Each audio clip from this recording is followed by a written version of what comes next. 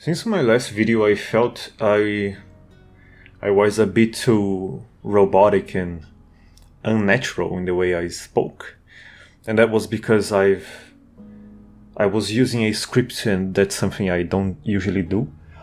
And as you can tell by my accent, I'm not a native English speaker. So I decided to change how I made these devlogs and focus a bit more on not exactly improvising, but just talking, rambling, I guess. So I'll try and not cut too much, but you may hear some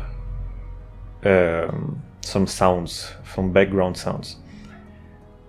First, oh yeah, I forgot to actually do my intro. I'm War. I'm a game developer, and I'm currently developing In Between. This is devlog number 2, and what I did this week was I finished setting up the aim mechanic, so I could set up the item throw mechanic. And now there are two ways in which you can throw an item. The first one being you can just tap the throw button, which is mouse 2 on the keyboard and mouse, and circle or L2 on controller, if I remember correctly. But you can simply tap it and it will throw the item towards the nearest enemy that you are parentheses aiming at, or you can hold the button down, in which you will enter a state where you have a aiming guide, and you can easily see where you throw the item itself. The first, the tap action, will actually have a little bit of an aim assist, while the second option, the hold option, will not. So when you hold it down, you can freely aim with the aim assist not interfering at all. Then I realized that the system that I created to pick up an item and then throw it was a bit bad in a coding sense of things. So I remade it. So before you would have like a ground item, which would just represent the item you would pick up, and when you picked that ground item up, it would just reference to another item. So basically everything I did would have been double the size. And then in the new way I made it, you can the item you pick up and the item you throw are actually the same entity, and so you can actually hit an item with another item, and that's about it for that, I guess.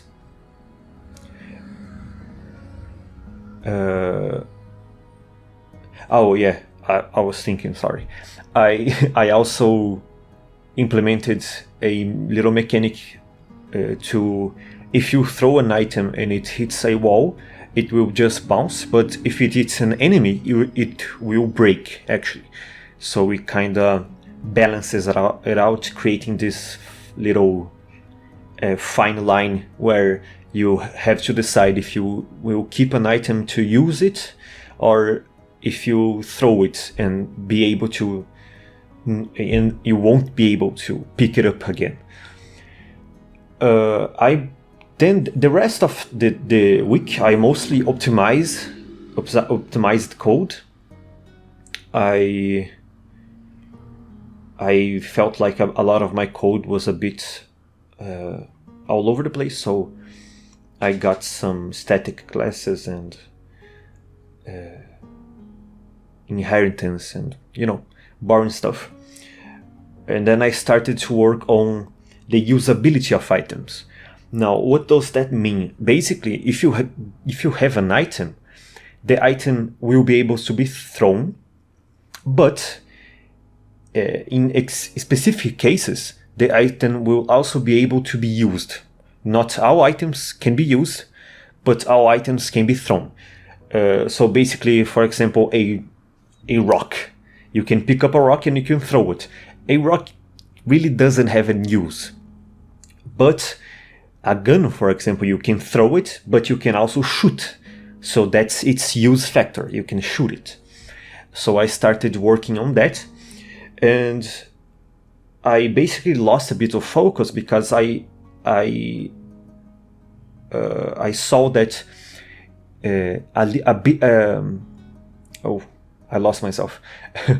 You can see that the collision is actually a little bit weird.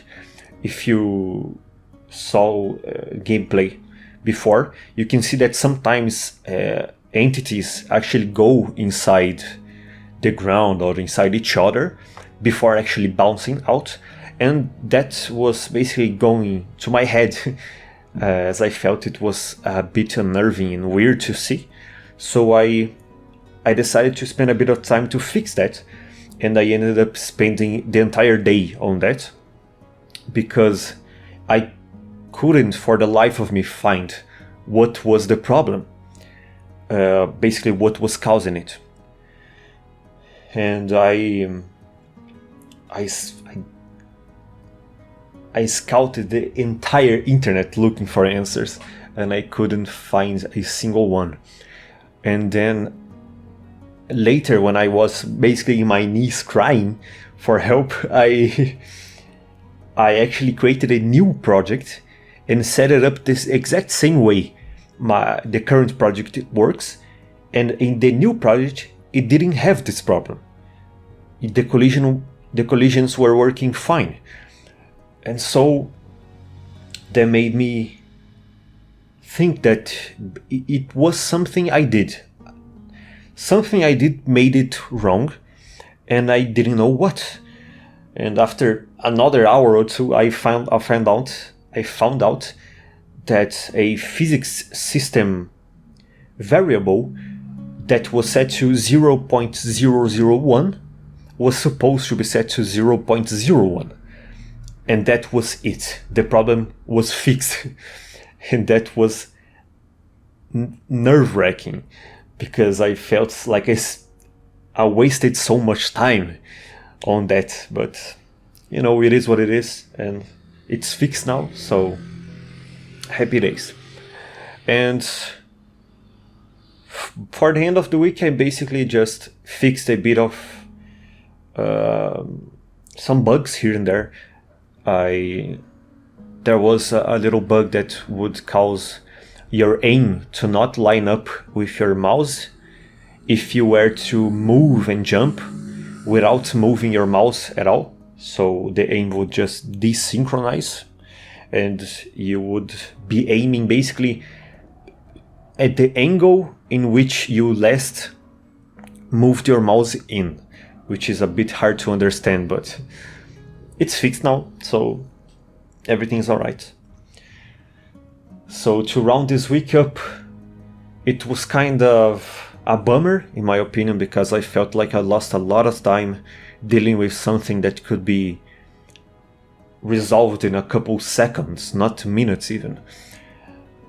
But it is what it is, it's all fixed now, so next week I plan on getting the mechanics making machine really turning, so I can get to maybe the main mechanic and or drawing something, animating something, so the game looks a bit better because right now it really looks like a prototype, and it's hard to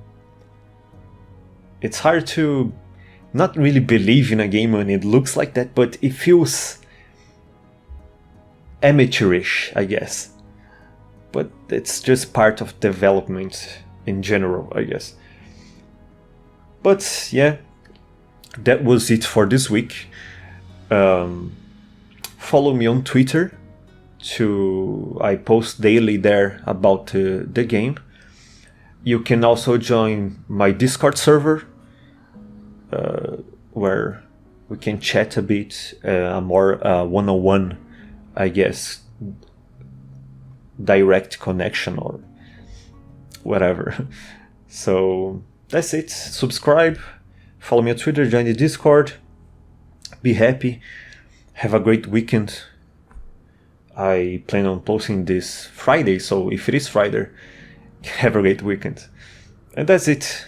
Thank you, and until then.